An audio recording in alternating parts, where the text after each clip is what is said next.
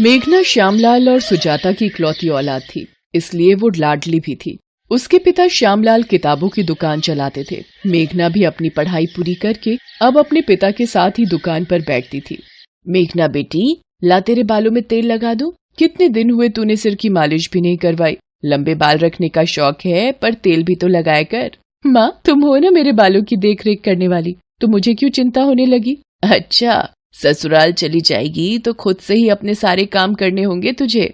क्या माँ, मैं तो वहाँ भी तुम्हें ही ले जाऊंगी। अगले दिन मेघना के पिता दुकान की किताबें और स्टेशनरी खरीदने बड़े बाजार चले जाते हैं। मेघना दुकान पर बैठी होती है। जी, मुझे एक फाइल मिलेगी, बड़ी ऑफिस फाइल। जी, ये 60 रुपए और ये 80 रुपए वाली है। ये 80 रुपए वाली दे दीजिए। ये इस तरह से पेपर नहीं लग पाएंगे, रुकिए मैं आपको पेपर पंचिंग मशीन देती हूँ। थैंक यू वेरी मच, वरना कोई इतनी मदद नहीं करता। वैसे मेरा नाम राजीव है, क्या आपका नाम जान सकता हूँ? जी, मेरा नाम मेघना है। धीरे धीरे मेघना और राजीव दोस्त बन गए और अक्सर एक दूसरे को वक्त देने लगे। और फिर एक दिन, मेघना, विल यू मैरी मी? हाँ राजीव, मैं भी आपसे बहुत प्यार करती हूँ। राजीव और मेघना अपने परिवारों में बात करते हैं और दोनों की शादी हो जाती है। मेघना अपने ससुराल आती है। राजीव के परिवार में राजीव के अलावा उसके माता पिता और छोटे भाई बहन थे। रिचा, अपनी भाभी को कमरे में ले जा। जी क्या? मैं अभी और इसी वक्त आता हूँ। अच्छा रुकिए, मैं आता हूँ। राजीव, अभी इस वक्त कहाँ निकल रहे हो? बेटा, आज तो तुम्हारी शादी हुई है और बहू को यूं अकेले छोड़कर जाना जरूरी है क्या? माँ, ऑफिस में कुछ वर्कर्स दंगे पर उतर आए हैं, तो मेरे बॉस ने मुझे अर्जेंट बुलाया है। अब नौकरी में तो ऐसा ही होता है ना माँ, मुझे जाना होगा। मैं मेघना को समझा दूंगा, वो समझदार है। मेघना, मुझे थोड़ी देर के लिए ऑफिस जाना होगा। वर्कर्स स्ट्राइक करके ऑफिस में अपनी मांगों को लेकर तोड़फोड़ कर रहे हैं। जैसी ही बात सुलझेगी मैं आ जाऊंगा। मुझे भी बुरा लग रहा है ऐसे तुम्हें अकेला छोड़कर जाते हुए। कोई बात नहीं राजीव, पहले काम जरूरी है। मेघना राजीव को जाते हुए देखती है और कहती है, राजीव सुनो, जल्दी आना। राजीव ऑफिस चला जाता है। अरे माँ, राजीव भैया कहाँ गए? राजीव के ऑफिस में कुछ मजदूरों ने दंगा कर दिया है, इसलिए उसे जाना पड़ा। राजीव ऑफिस पहुंचकर, अरे मोहन, सुरेश, ये क्या तरीका है मांगे पूरी करवाने का? इसे मारो सबसे पहले तो, ये मालिक का चहेता है, इसे ही मारो मारो मारो। सब वर्कर राजीव पर डंडे बरसाने लगते हैं। राजीव के सिर पर चोट आती है और वो वहीं मर जाता है। सारे वर्कर डर जाते हैं। अरे मालिक की गाड़ी आ गई, भागो भागो। राजीव, ये क्या हुआ? राजीव सर, ये तो मर चुके हैं। हमें ये बुरी खबर राजीव के परिवार को देनी होगी। बॉस राजीव के घर फोन करके राजीव के मरने की खबर देता है। ये नहीं हो सकता, मेरा राजीव नहीं। पिता का फोन हाथ से छूट जाता है। वो बड़ी मुश्किल से सबको ये बात बताता है। मेरा राजीव, ये क्या हो गया? हमारी खुशियों को किसकी नजर लग गई? भैया, आप हमें छोड़कर क्यों चले गए?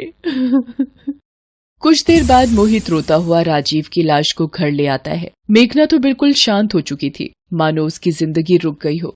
राजीव, आप मुझसे वादा करके गए थे कि जल्दी वापस आओगे। आपने वादा तोड़ दिया राजीव, आपने वादा तोड़ दिया।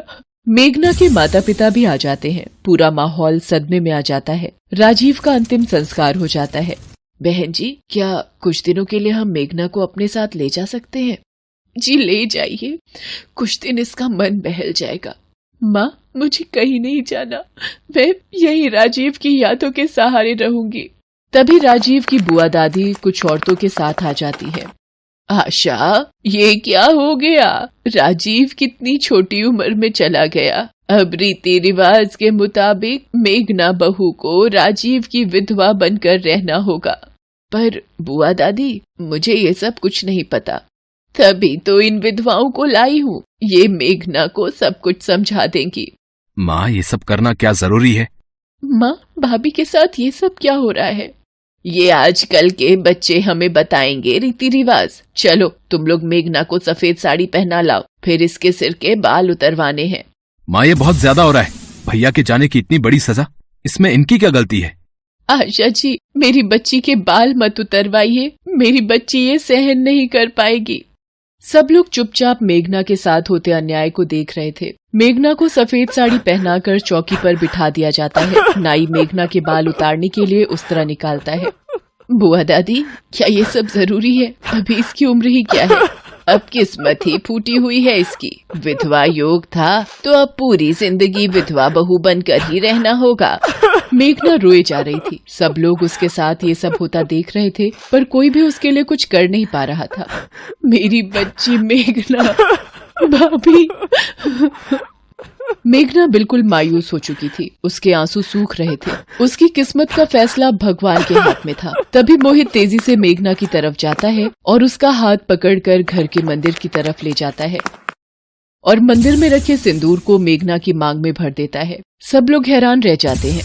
ये क्या अनर्थ कर दिया इस लड़के ने? विधवा बहू से शादी कर ली। चलो चलो यहाँ से, कैसे पापियों का घर है। मेघना मोहित को चाटा लगा देती है और कमरे में जाकर फूट फूट कर रोने लगती है। आशा, कहीं न कहीं मोहित ने जो किया है वो ठीक ही तो है। मेघना से शादी करके मोहित ने मेघना की जिंदगी में फिर से रंग भर दिए हैं। अभी उस बेचारी ने देखा ही क्या है।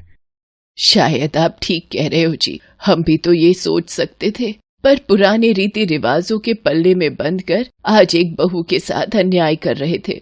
मेघना, मेरी बच्ची, मैं जानती हूँ राजीव की यादें तुम नहीं भुला सकती, पर तुम्हें इस हालत में देखकर राजीव की आत्मा भी दुखी होगी। सब लोग मिलकर मेघना को समझाते हैं और मोहित के फैसले की सराहना करते हैं। मेघना की जिंदगी में फिर से एक बार रंग भर जाते हैं। एक विधवा बहू की शादी करके खुशियां मेघना की जिंदगी में फिर से दस्तक देती हैं।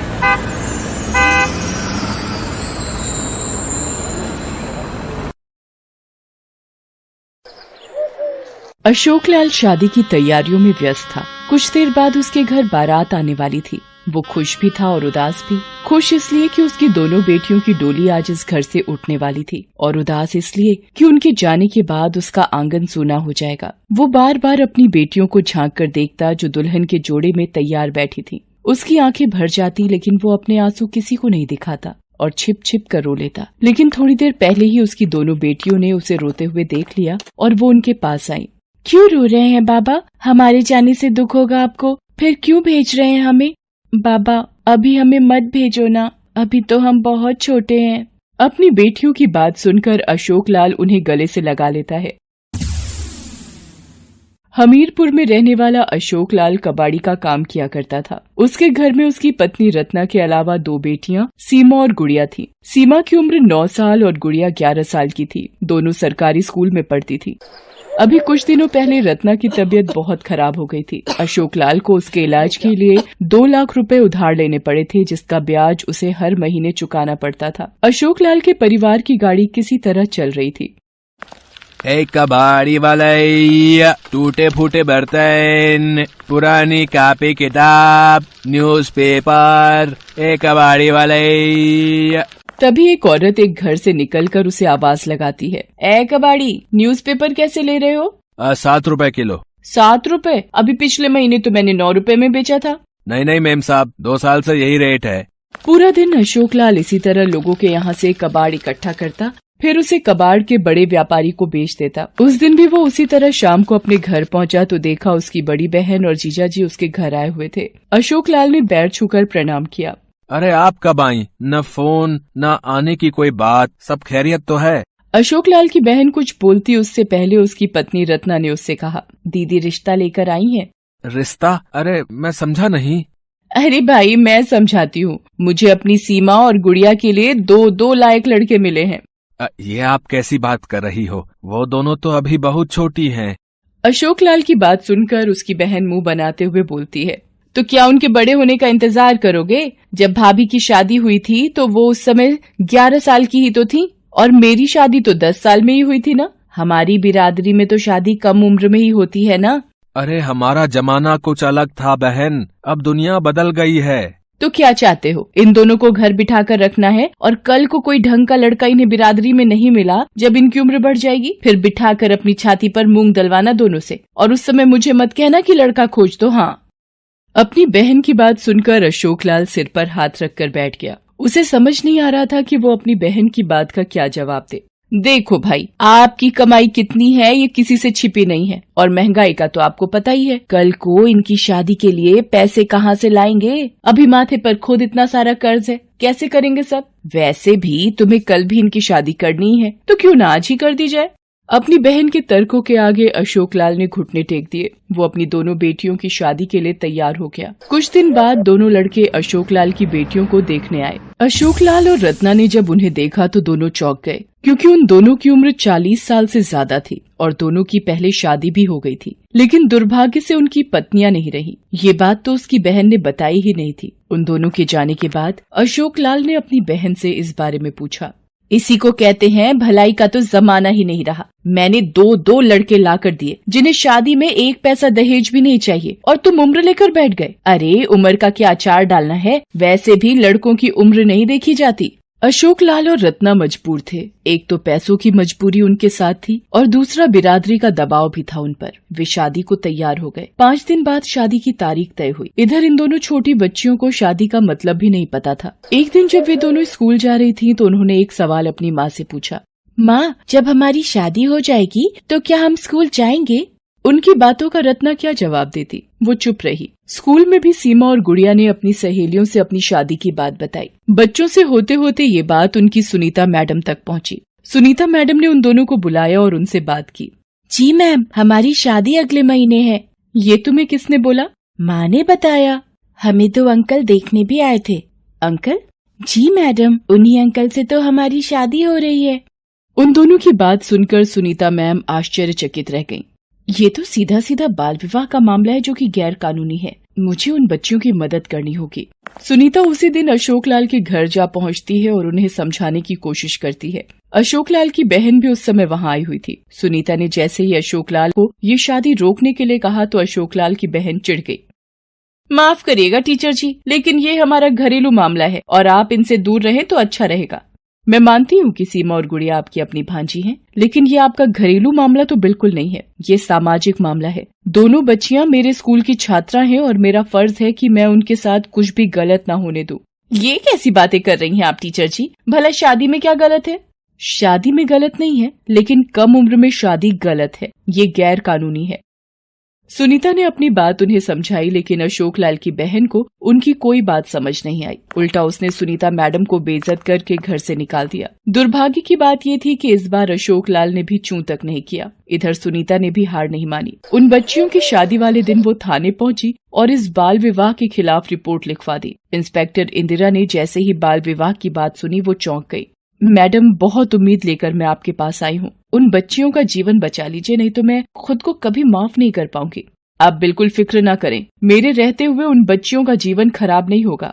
अशोक लाल को बारात के आने की सूचना मिल गई थी। तय वक्त पर बारात आ गई। उधर सुनीता इंस्पेक्टर इंदिरा के साथ अशोक लाल के घर की ओर निकल पड़ी, लेकिन बीच रास्ते में ही उनकी जीप का टायर पंचर हो गया। इस टायर को भी अभी पंक्चर होना था। अब हम क्या करेंगे मैम? कहीं हमें वहाँ पहुँचने में देर न हो जाए। तब इंस्पेक्टर इंदिरा ने अपने हवलदार को कहा कि वो जीप का पंक्चर बनवा कर आए। वे पैदल ही जाएंगी। इंस्पेक्टर इंदिरा और सुनीता पैदल ही अशोक लाल के घर की ओर चल पड़ी। उधर मंडप पर दोनों लड़कियां आ गई थीं। पंडित जी मंत्र पढ़ रहे थे। वो दोनों बेचारी बच्चियां असहाय सी होकर मंडप पर बैठी थीं। तभी वहाँ पर इंस्पेक्टर इंदिरा सुनीता के साथ पहुँच गयी। बंद करो, तुरंत बंद करो, ये शादी नहीं हो सकती, ये गैर कानूनी है। इंस्पेक्टर को देखकर वहाँ सभी के चेहरे पर हवाइयां उड़ने लगी। दोनों लड़के फरार होने की फिराक में थे, लेकिन इंस्पेक्टर ने उन्हें पकड़ लिया। शर्म नहीं आती तुम लोगों को? अपनी उम्र देखी है और इन बच्चियों की उम्र देखी है? कहाँ है इनके माता पिता? मैं सबको जेल भेजूंगी। अशोक लाल इंस्पेक्टर इंदिरा के पास आते हैं। आप लोग इनके माता पिता हैं या इनके दुश्मन हैं? आपको अपनी बच्चियों की जरा भी फिक्र नहीं है? अरे शादी की उम्र होती है, सरकार ने उम्र तय भी कर रखी है, लेकिन आप लोग मनमानी करते हैं। लेकिन मैडम, हमारी बिरादरी में तो कच्ची उम्र में ही शादी हो जाती है। अरे कच्ची मिट्टी के बर्तन में आप खाना बनाती हैं क्या, या उनका इस्तेमाल करती हैं? जी नहीं। जब बर्तन कच्चे इस्तेमाल नहीं करती तो कच्ची उम्र में शादी कैसे कर रही हैं? और किस बिरादरी की बात आप कर रही हैं? अगर कोई बिरादरी बाल विवाह का समर्थन करती है तो ये अपराध है और अपराधियों को जेल जाना पड़ता है। अशोक लाल को अपनी गलती का एहसास होता है। अशोक लाल की बहन भी शर्मिंदा हो जाती है। उन दोनों को 1 महीने की जेल होती है। फिर उन्हें जमानत पर इस शर्त पर छोड़ा जाता है कि दोबारा वो ऐसा कोई काम नहीं करेंगे। सुनीता के प्रयास से एक बालिका कम उम्र में वधू होने से बच जाती है। आपके समाज में भी आपको कुछ ऐसा दिखता है तो इसके खिलाफ आवाज उठाएं।